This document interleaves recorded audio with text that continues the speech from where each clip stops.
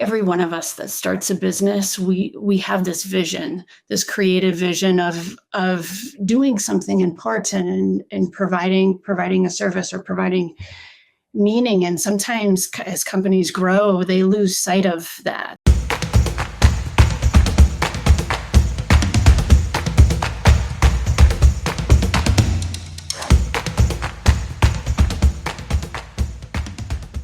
Well, hello, and welcome to another edition of the Ecommerce Evolution Podcast. I'm your host, Brett Curry, CEO of OMG Commerce, and today I have two very special guests. We got female co-founders of Aysnd, and when I say that these two are legends in the e-com and D2C space, I am not exaggerating. They've done some amazing things, worked with some amazing brands you're going to hear about in just a minute, but we've got Mickey Winter, the CEO of Aysnd, and Carrie Weidenbach, the COO of Aysnd, and they focus on working with purpose-driven e-com brands and creating solutions for them. And so what we're talking about today is, one, how can you remain purpose-driven in a time of uncertainty? So when there's margin pressure, which there has been in our space for some time. At the time of this recording, there's tariff chaos in the industry that no one knows exactly what to do with. And so when there's times of uncertainty or change or chaos, how do you stay purpose-driven in that? And then we're going to look at what they call the maturity matrix and see kind of where you are as a brand on that matrix and how you can get to the next level. And so with that, Mickey, Carrie, welcome to the show. And how's it going?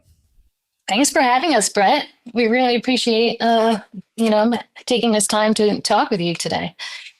Absolutely. And it's one of those things we connected because Carrie, you and I go way back. Mickey, we've met more recently, but Carrie and I go way, way back. In fact, I think it'd be interesting to note, Carrie, when did we first start working together through Classic Alamo? That was like 2011 or something like that, maybe 12. Yeah, I don't know. This is forever ago. Definitely over 10 years ago. Over a decade. And we've done a ton of exciting projects together. But let's dive into this tariff conversation because people have to be nimble and quick and adjust to this. And what we're seeing across the board is if you have a strong foundation in your values, in your purpose, you can really weather this storm of tariffs. So we look at brands like Allbirds. They build sustainably for their shoes and they have their resourcing based on that, their suppliers based on that. They have a diverse supply chain based on the sustainability. And so they can adjust and refocus their supply base. So I would say that's your number one strategy, is having a diversified supply base. So you're not just dependent on China.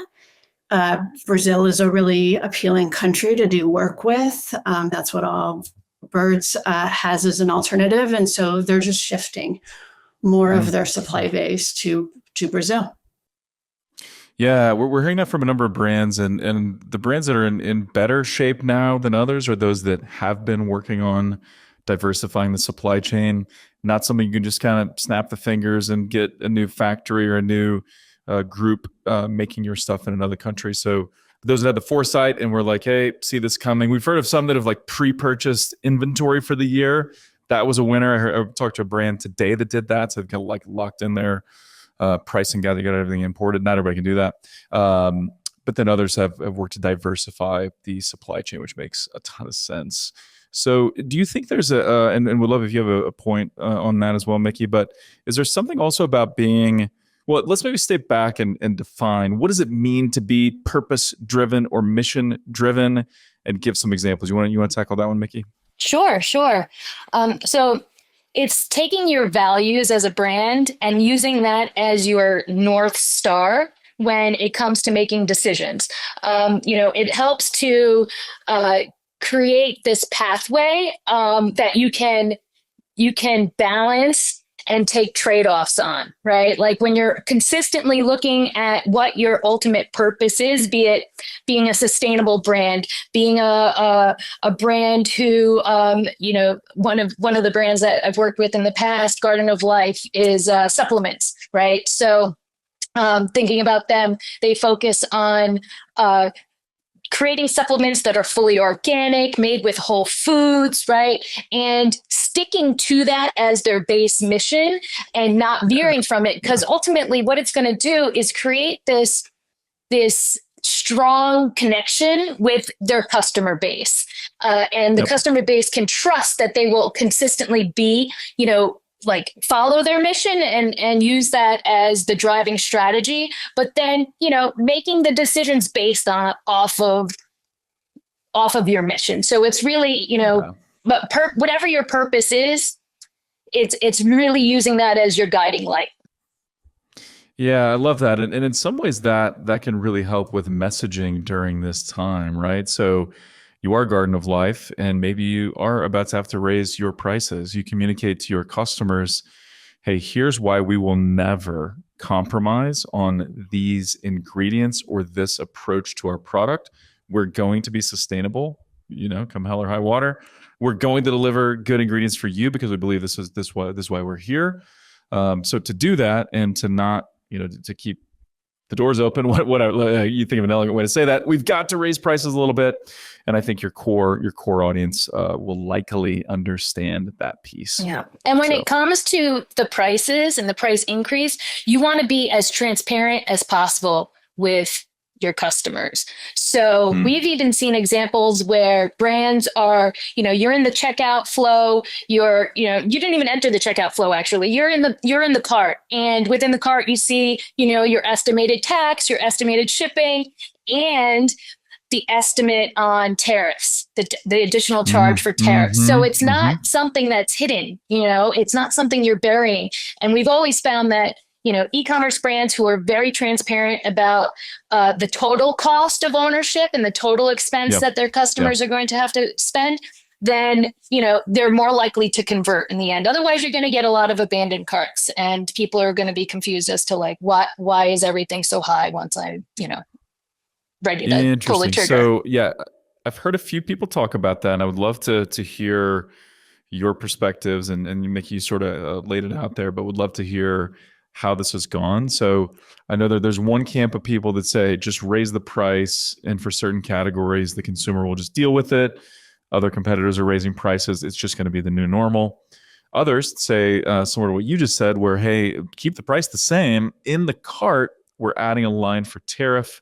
Obviously, then customers will see that. That's going to change the total, things like that. Does that cause a spike in abandoned carts, or have we not seen that have that impact? Is it too early to tell? What's your perspective on that? Yeah, so Mickey and I are always proponents of testing things with your customers. Using test strategies to determine the tolerance for pricing changes. So there's a lot of tools out there that are dynamic pricing tools where you can test this also with customers to see what their level of tolerance is for just tacking on this tariff surcharge.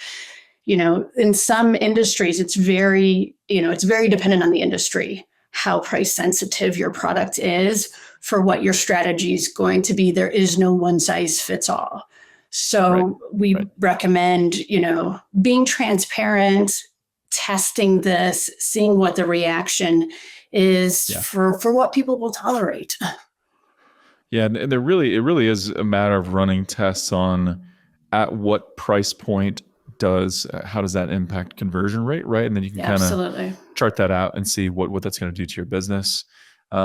But this is significant in a lot of cases, right? I listened to the Operators podcast, which is one I highly recommend. Mike Beckham, who's the CEO and co-founder of Simple Modern, they're a drinkware brand. They import everything from China, is what it sounds like from the podcast. He said that they would have to raise prices 25% and sell the same amount of volume to stay profit neutral. So to keep profits where they are, 25% increase in price and keep the same sales velocity. not super likely that they'd be able to do that. But that's one of those things where, to me, that maybe there's a limit here to what that tariff add-on at the end can be. If it's 25%, I think people are going to be like, what is this? I'm out of here. In that case, you want to add it up front, I think. But it probably is worth testing, doing it both ways, depending on how much of a tariff upcharge there is. And it's not always, the solution doesn't always have to be raising prices. It could be a little bit more creative, in even what you're offering. So, one of the brands that I always look to as a leader in the space is Patagonia, right? Mm-hmm. And I don't know if you're familiar with their worn wear collection, but it's pre-worn items, and they also have you have the ability to refurbish products, right? Yeah. So instead of buying a whole new jacket, you can, get your zipper repaired, or, maybe you snagged it on a tree hiking, or, climbing a rock or something. But, in those cases, they were creative in staying within their mission, but also creating a whole nother, less expensive way to purchase their products. And now you're refurbishing, so you're not having to bring in from the manufacturers. Yep. Super interesting. And that requires, a build out of services, or kind of build, but way easier than spinning up a factory or getting out of the manufacturing relationship. And so that's an interesting spin as well. I really like that. What else are you hearing brands do right now? And also, I wonder if you are purpose-driven or mission-driven, you can probably protect the margins a little bit better. You may have had better margins anyway. But are you hearing anything else? What are purpose-driven brands doing right now to protect margins and to keep their mission? Yeah. So I think, doing broader communication of that mission and developing that relationship with the brand, the more that you can increase loyalty and talk about other value that you provide as a company, your culture, focusing on that, taking the focus off of price, I think is really helping brands. Yeah, that makes a ton of sense. I realized a few minutes ago, but we were in the flow, so I didn't want to stop it. We just got right after delivering value to the people, telling people what they need to think about and do right now. We didn't talk about your backgrounds. I said you guys were legends. I said we know each other for a long time, and we got right into tariffs. What do you mean? They don't know who we are? Come on, no. Nobody knows who I am. For the audience that doesn't know your names immediately, let's give the 30-second background, because Mickey, you've done a lot of amazing things. What have you done in the industry, and why did I call you a legend? Yeah, so I've been in this space for a little over 20 years, probably. My longest stint was actually as the chief creative officer of Something Digital. It was an e-commerce-based solutions provider, digital agency, and worked with a number of brands back then. I come from the creative side, obviously, so I'm always looking at creating customer experiences that are based on data. Like Carrie said, I'm a huge, advocate of creating a culture of experimentation, not only internally, but with our clients as well. And aside from, being in the e-commerce space, I'm also a painter, fine artist. My first career, actually, I was an educator. So I taught high school art. Yeah, back in the day, way back in the day. That's pre the 20 years in this space. And also at the college level. So for me, It's always important to have that educational element in everything that I do, be it with our internal team or with our clients. Love that. And some of the cool brands you've worked with over the years? Oh, yeah. So, some pretty big brands like Nestle and L'Oreal, but then, everything from high fashion and boutique fashion brands like Love Shack Fancy, more mission-based brands like Burt's Bees. Burt's Bees Baby was one of our clients for quite a long time, as well as Baked by Melissa, really. So it runs the gamut. And even pre-e-commerce, a lot of nonprofit organizations we were focusing on. So in the creation of Aysnd with Carrie, my goal was to go back to that, back to the heart of things, right? And working with brands who we don't care if you're just starting out or you've been in, you're a successful leader in the space. We want to work with you regardless, right? And we want to be able to provide value to our clients, and helping them excel and lift their mission and their impact, make their impact greater. So good. So good. And then Carrie, what about you? You've been a COO a long time. You've been running ops at some amazing agencies. You've worked with some amazing brands and companies, but give the quick background for you as well. Yeah, for sure, Brett. When you and I first met, I was COO at Classy Llama, and then eventually became president of that agency. I was COO of another B2B e-commerce agency called E7 Solutions. And then I was vice president of programs at Something Digital and RightPoint, where Mickey and I got a chance to work together. And my superpower all along in this space has been creating value by delivering e-commerce websites, the software development on time and on budget with quality. And you would think that would be the norm in our industry. Right. But for everybody who's ever done a build out of a new site, I can tell you it's just not, it's not the norm at all. It's like construction, like always late, always over budget, just the way it goes. But yeah, I got to see that firsthand. Yeah, you guys deliver real solutions that work and on budget and on time, which is very impressive. So, okay, awesome. Now that people are like, hey, I got great tariff insights and now I know who you guys are. So let's get after a little bit. So let's talk about this maturity matrix, 5 levels to the matrix. I'm not sure who's doing which level, but level 1, what is it? And give us some examples, and then where do people get stuck in level 1, and how do they move to the next? Yeah, sure. I can kick us off. So overall, we call it the conscious commerce maturity matrix. I know it's a mouthful. Anyone has better ideas on what to call it? We are open.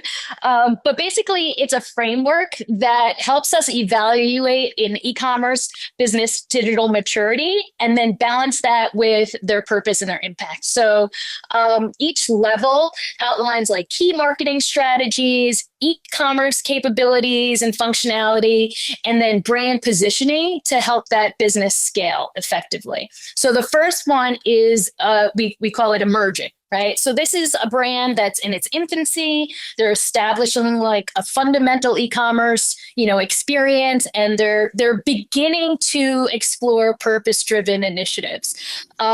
So, basically they have an basic online presence, minimal optimization. They're reactive in their marketing. They have very limited, if any, customer segmentation. And we're really focusing on helping them define their why. And then piloting like their first initiative. So there's a brand that we work with today called Aysnd. They're a new gym and community center in Brooklyn, in New York, founded by Ana Costa. And we work with them to create what on our offering that we call our minimum lovable brand, which is very similar to a minimum viable product, but from a branding purpose. So you're focusing on the foundational elements, and you are focusing on making those foundational elements lovable, right? Because you want people to have an emotion as soon as they interact with your brand. A positive emotion. There's a, and not repulsion or right, like exactly. Not some affinity, some love, some good vibes. Yeah.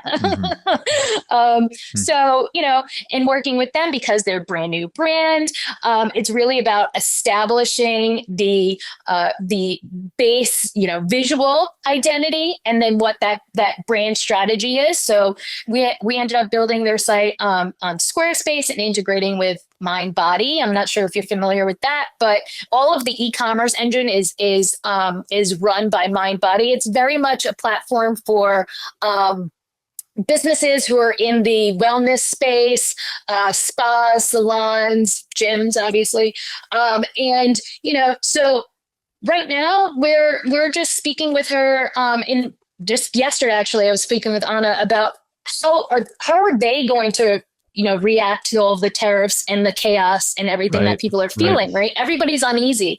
And, is it time to buy a new gym membership, or, do you have any extra money to spend here? So we're looking to develop like community pricing model where you can pay as a lower priced model for customers. And it's really about the messaging there, because, if you can afford it and pay, the standard fee, you're helping to support other people in the community that can't. And setting, creating a balance there. That's part of the mission of Aysnd, is to really create this open, inclusive community in that area, and fostering wellness and joy.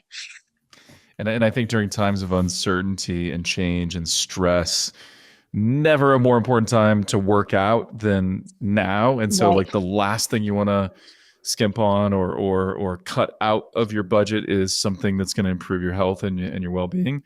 But I love that, where you can kind of present the message of, hey, if you can't pay full price, great, because what you're doing is you're supporting those that can. And we got this community pricing. And so then it kind of feels like, hey, I'm doing my part, but it's, I don't like the tariffs, but I've got money. I'm just going to pay the full price. That can allow someone else to get in there. And so that's an interesting angle. I love that. So at this emerging level, we're building the foundation of a minimum lovable brand, where we're creating all the branding, all the foundation, the messaging, and things like that.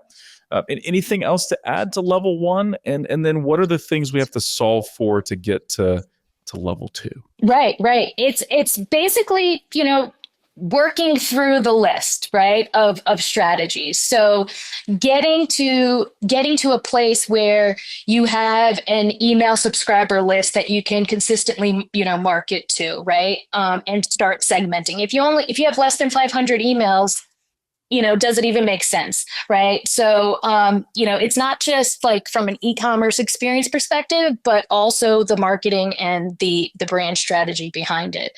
Blockers could just be, as a new brand, is just getting awareness, making people aware of the brand. And so, and increasing membership at this particular gym so that you can start putting money back into evolving the business. Great. So then what about level two? What is level two? And give us an example.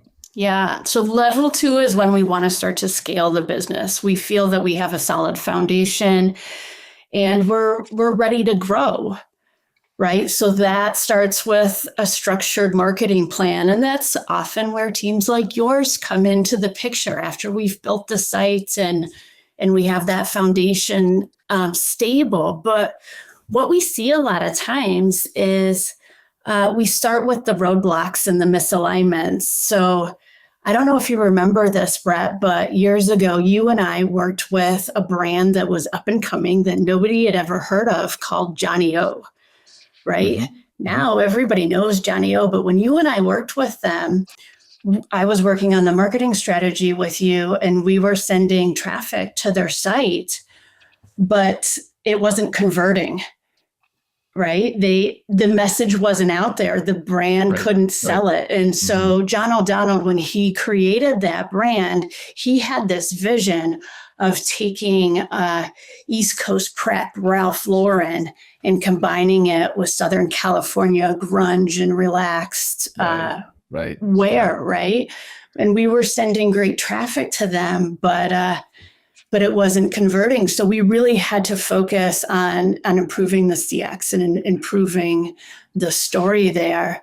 And so what level two is in scaling is you try something and you tweak. You try something and you tweak. And you're really learning on how to get there. And I just love to see the transformation of the brand in Johnny O. And, now they give back by giving away clothes to disaster relief areas. It's amazing. Yeah. And it's one of those things where, first of all, love Johnny O, love their style, love the way they approach things. But yeah, when you start to see, hey, we're driving traffic, we're getting people to the site, they're not converting. What is it? Is it the shopping experience? Is it the promise or the message isn't the same as what they're seeing on the site? So there's lack of congruency. Are we just pulling in the wrong people? Like, what is it that's not working? But that's really what takes a little bit of time to figure out, time and data. But then when you do get it right, and it is the right message to the right person at the right time, and then a good shopping experience, it can create some magic, as is the case with Johnny O. So that's awesome. Good. So what then are we? What are some of the blockers? What are some of the things we've got to solve in level 2 before we get to level 3? Yeah. So misalignment, inconsistent messaging, not evoking that emotion and that feeling that you're trying to convey with your brand. We see all kinds of stuff, sometimes. And so we watch that conversion funnel all the time. Where are people not getting it? Where are they bouncing? What's happening? And like we talked about, and then we test. Yeah. We do that conversion rate optimization. It's so much less expensive for our clients to do a test on the front end to change something before changing code, right? Code's expensive to change. You've got to do a deployment. But we start tweaking with testing. Yeah. Yeah, I love that. And it's one of those things where, it's both on the messaging side up front, but then also on the site. And some things you think are going to work don't. Boom Beauty, longtime client, my buddy Ezra Firestone runs the company, and there's always been, skincare for women, like boomer women and older.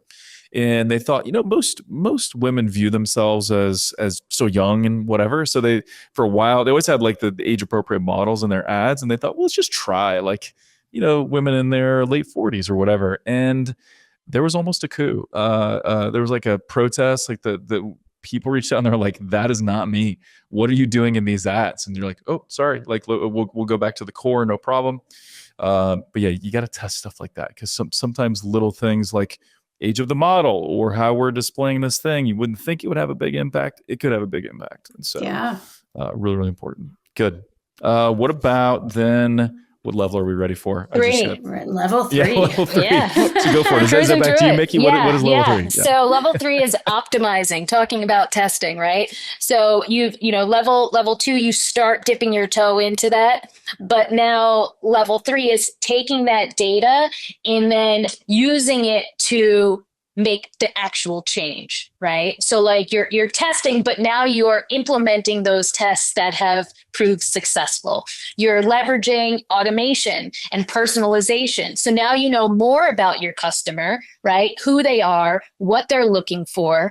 You had mentioned with Johnny O and sending possibly, maybe unqualified traffic to the site and people weren't converting, right? Like we know who the audience is at this level. And, there's also from an impact perspective or purpose perspective, there's a structured impact strategy in place, right? You know what you're trying to convey, you know what the values are within the organization, and you're putting that first as you execute. So, you're looking at like holistic marketing strategies, data-driven marketing, automation, like I said, even AI predictive search. If you're, thinking about the customer experience on the website, loyalty and rewards programs. But Brett, you always ask also what might be a roadblock? What's stopping them from moving to the next, right? Like, at level 3, one of the blocks that we see is like a lack of cross-departmental alignment, right? So the marketing team might be misaligned with the technology team. People like while the purpose and the mission is there, not everyone's bought into it internally. Everyone has their own initiatives going on. And so that can really, prohibit the overall brand from successfully moving forward. It's not always what's happening with the customer. You got to look inside as well. Yeah, it's such a good point. What tips do you have? What examples do you have? And then do you have any suggestions on tools or other things that are appropriate for this level? So specific tools, there's so many tools out there from like, if we're thinking about like functionality and, everything from like Algolia search and Clevu and things like that to help with AI driven predictive search. But tools in thinking about like, how do you mend, that disconnect internally, right? Think about maybe there's leadership training, that you're giving to the leaders within your organization. Carrie and I are actually in the process of taking this really great conscious leadership training this month, and I'm like, everybody should take this course, right? Because it's been very eye-opening, and also doing things internally to get other people aligned. If you're more friendly with the people within your organization, you respect them, and it's really working together to do that. And you need that leadership from the top to help encourage, the teams to really get along and to get on the same page. Yeah, I love it. I really believe business is only really has two things: brand and culture, right? Brand is the outside perception. It's what the marketplace believes about you, thinks about you when they see your logo or your product. What do they feel? What are those emotions, like we talked about before? But brand, and then culture. And culture is who you are on the inside. How are those departments communicating with each other? How are you actually operating? Are you actually mission driven, or is that just something you say and it's not real? Like, what is the culture? Because ultimately the culture will influence the brand, and it will shine through, and people will see that. So both are important. So I love that you brought that up. Sometimes it's not just a tech solution. Sometimes it's an internal department solution. Maybe that's part of the blocker that's keeping you stuck where you are. Yeah. It's the need to get more alignment and better communication and better leadership inside your team, which impacts culture overall. It's great. Yeah. Great insight. Just a very visual example that you can see where there might be misalignment in a brand is just the carousel that they might have on the homepage, right? Like there's 5-6 slides of different maybe it's products, maybe it's mission-based branding and messaging, but when there's so many different slides within a carousel, it's because everyone in the organization is fighting for the top spot, right? You can't choose. It's decision by committee, or everyone gets a choice. Everybody fighting internally of like what they want their thing to be, up front and center. So the carousel kind of, in my opinion, developed because of internal struggle, and less about trying to assist the customer in their experience.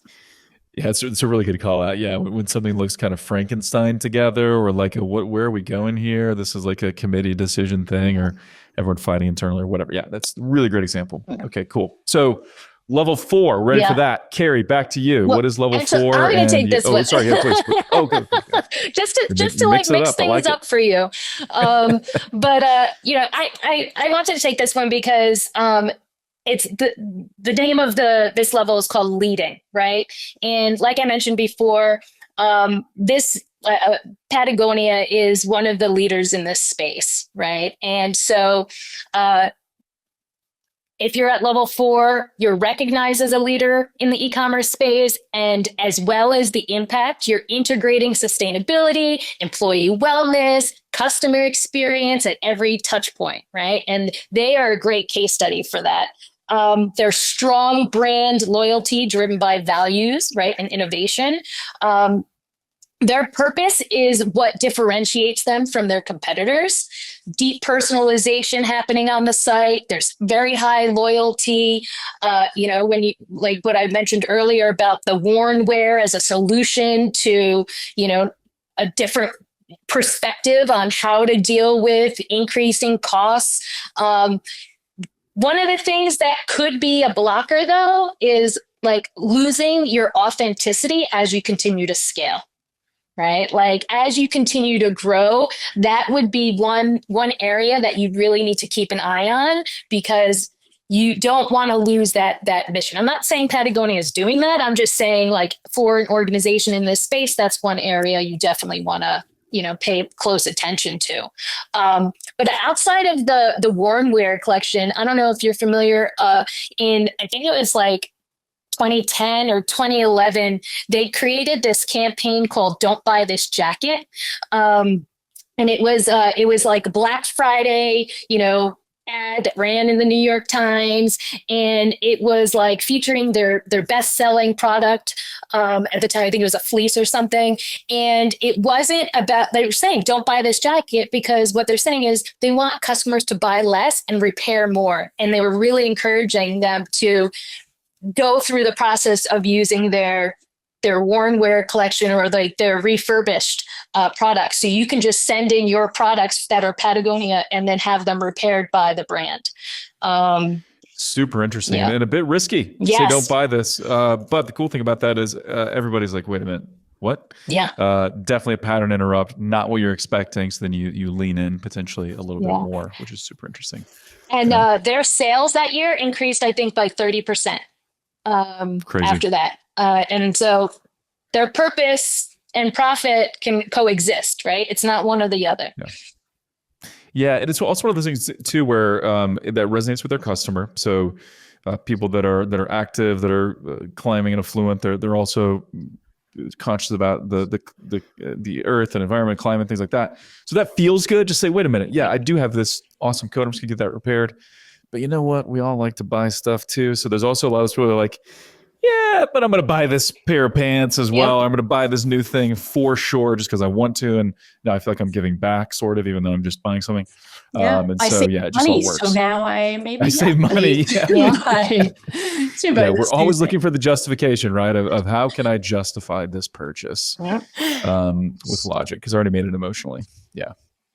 Really great. So that's level 4. So then level 5, bring us home. So back to you, Carrie. Yeah.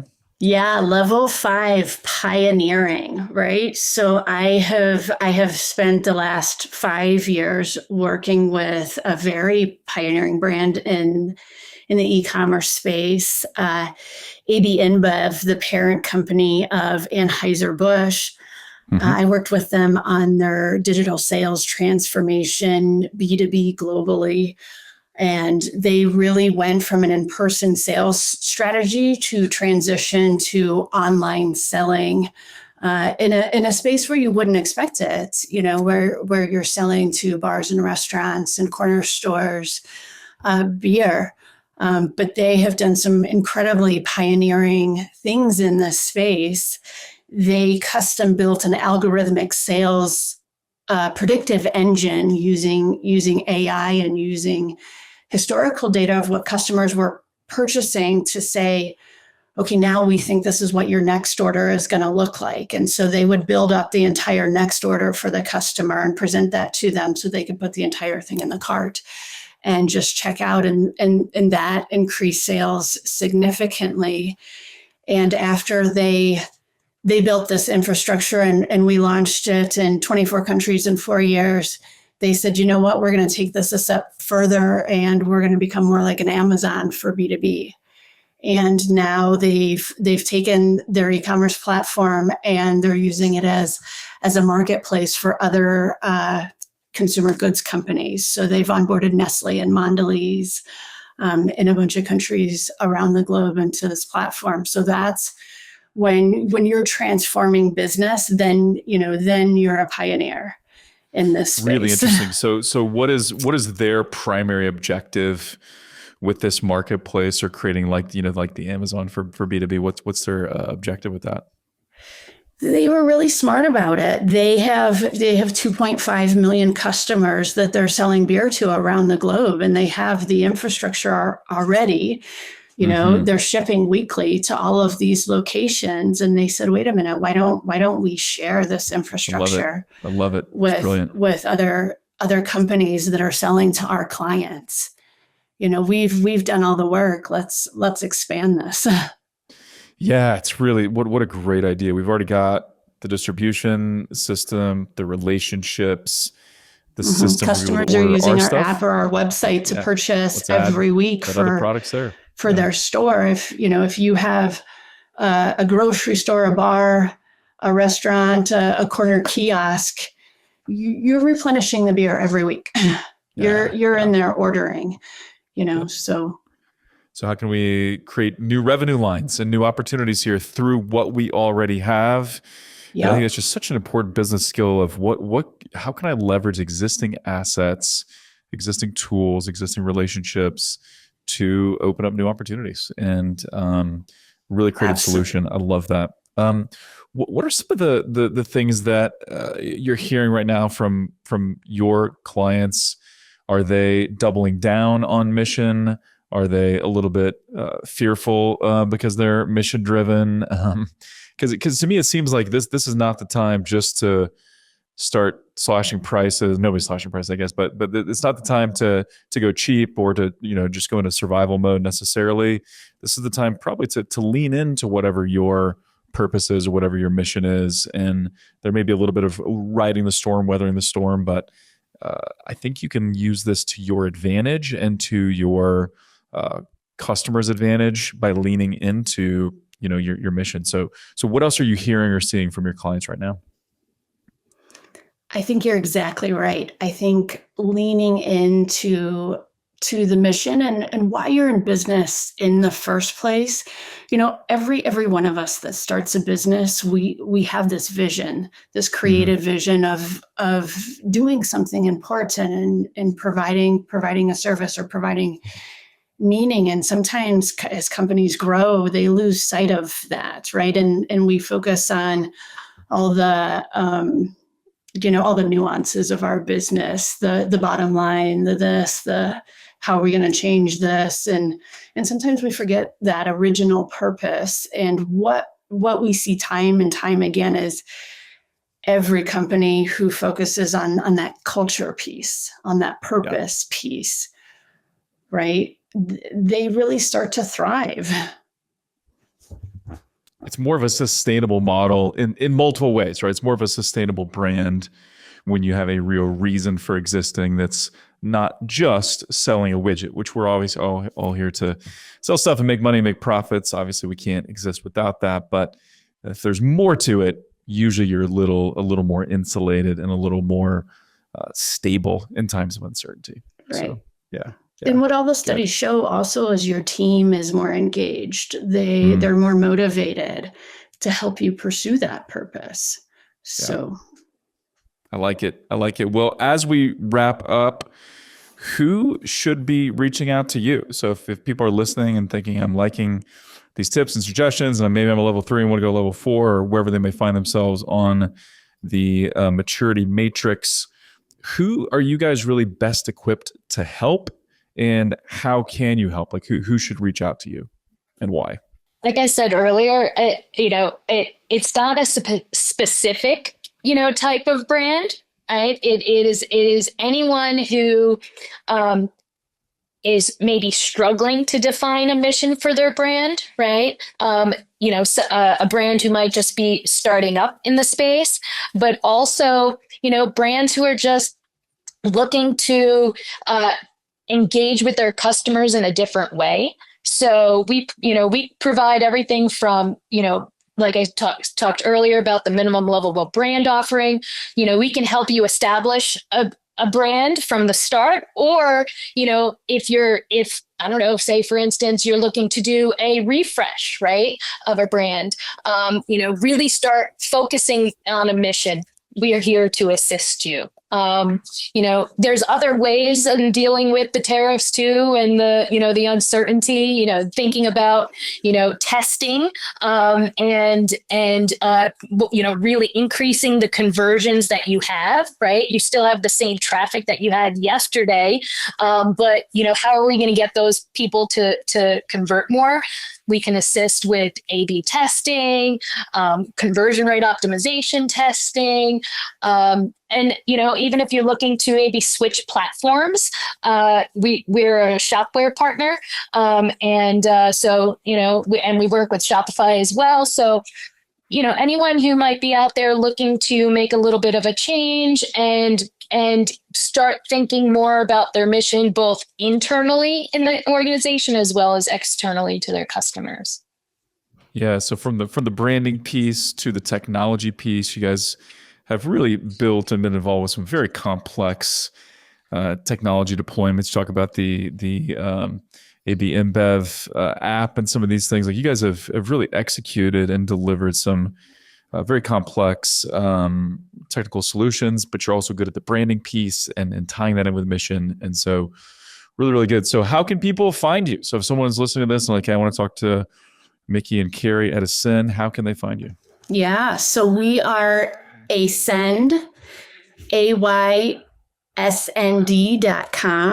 Our Y is you. It's all our clients that we serve. So they can reach out at hello@Aysnd and talk to us. And we wanted to offer all of your listeners a chance to connect with us. And, let's test out this conscious commerce maturity model. We'd be happy to do an assessment for where they're at and share their level with them and how they can level up in their business. We can help look for those gaps and opportunities for them if they're just maybe even feeling a little bit stuck and not even sure where to look. Yeah. And you guys have such a keen eye for what's actually going to move the needle with the business. And here's what you're trying to do with your brand, but I don't think it's resonating. And so here's how we need to pivot. You have a breadth of experience and technical knowledge and brand knowledge that tied together is a really unique thing, really unique offering and unique skill set. And so AYSN or AYSND.com. Check it out. And then are you guys on the socials as well? Sorry, I butchered that, but are you guys on you're on LinkedIn as well, both of you? Absolutely. Instagram, LinkedIn, even Facebook. Sweet. You can find us, and we're always putting out value and advice for people. So definitely follow us. Cool. So reach out, get that maturity matrix assessment, see where you fall on that. And hey, now is the time to stay mission driven, stay the course. Look for ways to pivot and stay profitable. Reach out to good partners like Aysnd or like OMG. And with that, ladies, thank you. Thank you for bringing your knowledge and your experience and for your time. And keep up the good work. Thank you, Brett. Thank you so much for this time. Yeah. Thank you for having us today, Brett. We appreciate it. Awesome. Absolutely. And as always, thank you for tuning in. We'd love to hear from you. What would you like to hear more of on the show? And if you've not done it, please leave us a review. That always makes our day. And with that, until next time, thank you for listening.